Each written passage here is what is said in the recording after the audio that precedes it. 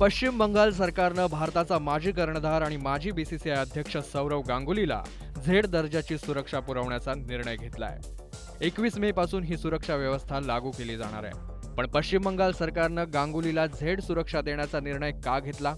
गांगुलीला याआधी वाय दर्जाची सिक्युरिटी मिळत होती। त्याचा कालावधी 16 मे रोजी समाप्त झाला।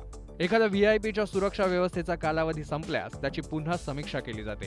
त्यानुसार गांगुलीला आता वाय ऐवजी थेट झेड दर्जाची सुरक्षा पुरवण्याचा निर्णय सरकारनं घेतलाय। त्यामुळे आता 8 ते 10 पोलिसांची फौज गांगुली सोबत असेल।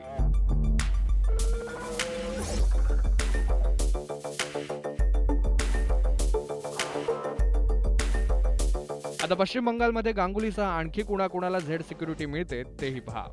राज्यपाल सी.व्ही. आनंद बोस, मुख्यमंत्री ममता बॅनर्जी, तृणमूल काँग्रेसचे इतर खासदार, राष्ट्रीय सचिव अभिषेक बॅनर्जी आणि भाजपा अध्यक्ष सुकांतो मुजुमदार यांना सध्या झेड दर्जाची सुरक्षा पुरवण्यात आली आहे। दरम्यान सौरव गांगुलीला 21 मे पासून झेड सिक्युरिटी लागू होणार आहे। गांगुली सध्या IPL फ्रँचायझी दिल्ली कॅपिटल सोबत आहे। 21 मे नंतर तो पश्चिम बंगालमध्ये पोहोचताच उच्च दर्जाची सुरक्षा व्यवस्था गांगुलीसाठी लागू होईल।